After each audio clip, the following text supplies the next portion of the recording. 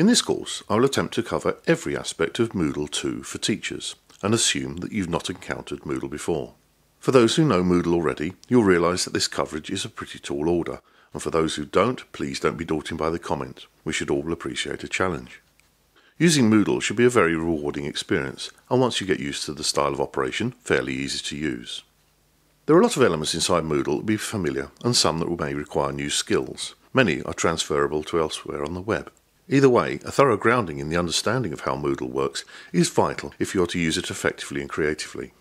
So what is Moodle? The homepage of Moodle is moodle.org, where Moodle is described with no less than 3 acronyms: a CMS, a course management system, an LMS, a learning management system, and a VLE, a virtual learning environment. But do not be discouraged, as the homepage also contains 3 other words: free, community, and support. Don't be put off by the price tag as free, as there is no catch. This is a genuine offer on the internet, and in this instance does not mean cut price. Moodle is a software package that can be downloaded and installed for free, but has developed into arguably one of the most powerful CMS, LMS, VLEs available today. And there's more. It is what is known as open source. The code is available to you. So, if it does not do what you want it to do, then you can change it so it does. If you're not a programmer, then don't worry. There are many teachers and others out there who are. Tens of thousands of them all around the world, and they are devoted. I've met many, and they are developing Moodle far faster than any commercial providers can for paid-for software. But don't feel left out. You can join in and make suggestions, test code, and help others. Another part of Moodle's power is that it's based on international standards and not constrained by proprietary systems. Everyone can work together with a common understanding and agreement, forcing down costs whilst increasing performance.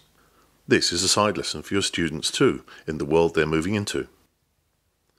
Since its beginning in 1999, Australian creator Martin Dougiamas has seen the use grow to cover the world in over 220 countries, 90 languages, and has been installed at over 70,000 sites with more than 45 million students, and those are only the sites that have officially registered.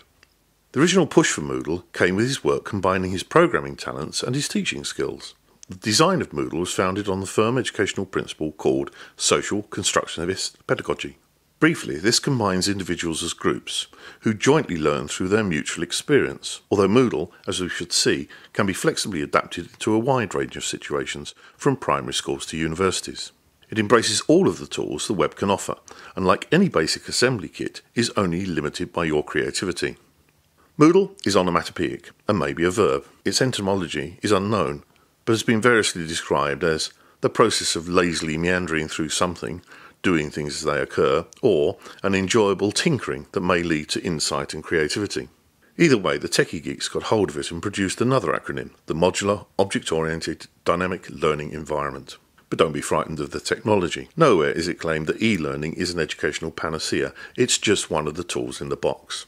To be critical of Moodle, it's just a list generator, allowing teachers to group links of activities and resources in the same dry way as search engines do. There must be a better, more intelligent and interactive method, and I'm confident they will arrive, but until then, it's easier to be critical than correct.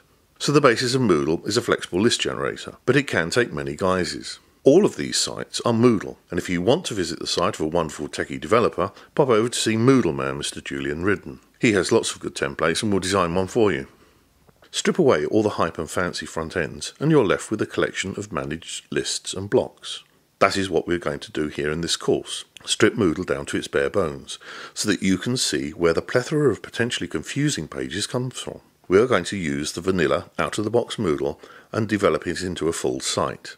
Everything will be so much easier once you can identify the component elements. You should then see that Moodle is a group list of activities and resources backed by excellent organisation with solid analysis and reporting functions. So why didn't I say that at the beginning? Sorry, hobby horses well and truly stabled. Let's move on. A phrase that will be repeated many times in this course will involve Moodle's flexibility. Part of the success of Moodle is its configurability. It has been successfully installed in small primary schools right through to the Open University. In this section, we will examine the structure of the management behind Moodle.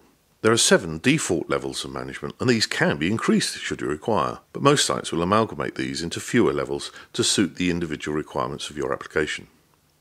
Viewers who chance upon your site or search it out are known as guests. Whatever role you play, remember these guests could be your future students or parents, guardians of future students.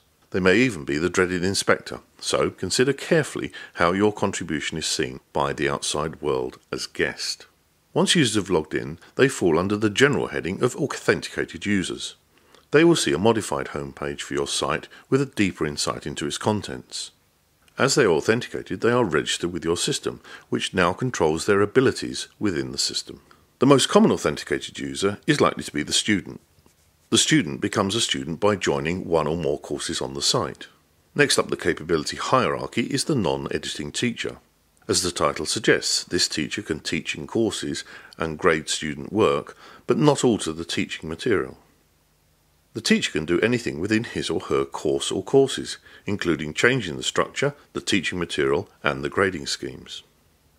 The course creator is again a clearly defined heading describing the next level of capability. Above the course creator is the manager. The manager sits at a departmental level, generating staff and student accounts and providing the hierarchy of staff with their relevant capabilities. Finally, there's the systems administrator. This is the individual or team who implement all of the ICT support for the complete site, ensuring your site is presented well through a selection of themes and running smoothly from a technical point of view. The systems administrator can also enable direct links into other Moodles to combine sites and access to hubs. This video has included a brief introduction to Moodle, what it is and where it came from, mixed with a scattering of acronyms and a quick glance at the wonderful world of open source. The community bias of Moodle is one of its key strengths, coupled to the adherence to international standards and its chameleon-like flexibility. Here we are stripping Moodle down to its essential elements and using a personalised vanilla site to construct a course inside a Moodle site. We have looked at the management structure of Moodle and seen the levels of control that may be employed to spread the load of implementation. Whether you are the Open University or a peripatetic teacher, Moodle employs some simple tools to allow you to control powerful web-based features to customise your learning environment. In the next video, we will log onto your desktop and take a tour of some of the basic features Moodle offers. Let's move on.